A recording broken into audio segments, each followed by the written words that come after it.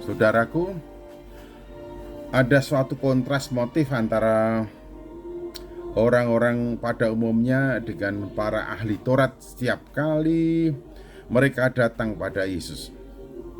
Orang pada umumnya datang pada Yesus untuk mendengar dengan seksama apa yang diajarkan oleh Tuhan Yesus Kristus dan meminta pertolongan pada Yesus Kristus. Sementara orang-orang Farisi, ahli-ahli Taurat datang untuk menguji atau mencari-cari kesalahan pada Yesus. Contohnya, pada suatu kali serombongan orang Farisi dan beberapa ahli Taurat dari Yerusalem datang menemui Yesus.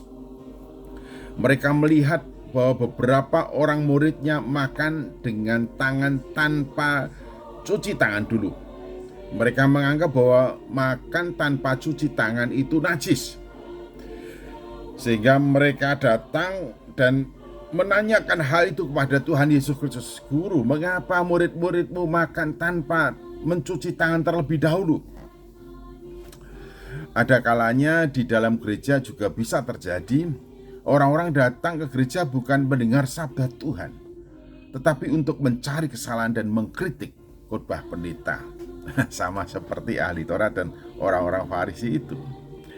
Cuci tangan sebelum makan dan cuci tangan dan kaki sehabis bepergian adalah kebiasaan hidup yang bagus sebagai pola hidup sehat, namun oleh orang-orang Yahudi dikukuhkan sebagai adat istiadat yang pantang dilanggar. Sebab orang-orang Farisi, orang-orang Yahudi, ahli-ahli Taurat, seperti orang-orang Yahudi yang lainnya, tidak makan kalau tidak melakukan pembasuhan tangan terlebih dahulu, karena mereka berpegang pada adat istiadat nenek moyang mereka. Dan kalau pulang dari pasar, mereka pasti akan membersihkan dulu dirinya, badannya. Dalam Injil Markus pasal 7 ayat 1 sampai dengan 4. Jadi di sini dengan jelas memberitahukan kepada kita bahwa baik orang-orang Farisi, ahli-ahli Taurat, mereka berpegang teguh pada adat istiadat. Dan ketika mereka merasa menjadi orang yang sangat disiplin dan patuh kepada adat istiadat, maka kehidupan mereka itu patut menjadi tolak ukur bagi orang-orang lain yang tidak melakukan adat istiadat dengan ketat. Oleh karena itu, ketika mereka melihat bahwa ada di antara para murid Yesus makan tanpa cuci tangan terlebih dahulu, hal itu segera dipertanyakan kepada Yesus. Mereka ingin mendengar bagaimana ajaran Yesus.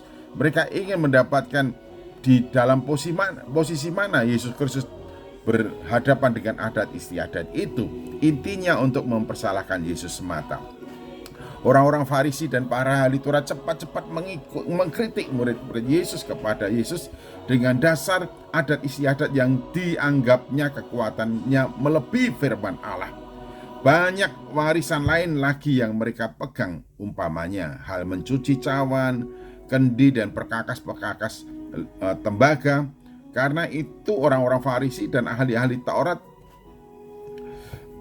bertanya kepadanya, mengapa murid-muridmu tidak hidup menurut adat istiadat nenek moyang kita? Mereka makan tanpa cuci tangan atau makan dengan tangan najis. Kadang-kadang ada pula jemaat memusuhi pendeta karena pendeta mengajarkan pentingnya mematuhi firman Tuhan dibandingkan dengan mengharuskan mengikuti adat istiadat yang bertentangan dengan ajaran firman Tuhan. Kesempatan ini dipakai oleh Yesus untuk menegur orang-orang Farisi dan juga para ahli Taurat. Jawab Yesus kepada mereka, benarlah nubuat Yesaya tentang kamu, hai orang-orang munafik. Sebab ada tertulis, bangsa ini memuliakan aku dengan bibirnya, padahal hatinya jauh daripadaku.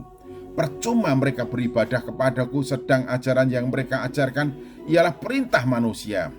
Perintah Allah kamu abaikan untuk berpegang pada adat istiadat. Jadi mereka ditegur keras. Daripada menuruti perintah Allah, mereka lebih memegang teguh adat istiadat. Adat istiadat dibuat oleh manusia, bisa berubah dan bisa diubah, bisa dikurangi dan bisa ditambahkan. Namun firman Allah tidak boleh diubah, baik mau dikurangi maupun juga ditambahkan. Saudaraku, mana yang tepat? taat kepada Allah atau taat kepada adat istiadat. Kita harus selalu taat kepada perintah Allah, sekalipun untuk itu harus tidak melakukan adat istiadat. Ingatlah bahwa adat istiadat ialah buatan manusia, bisa diubah dan bisa berubah. Tapi kepatuhan kepada Allah tidak boleh diingkari. Tuhan Yesus Kristus memberkati.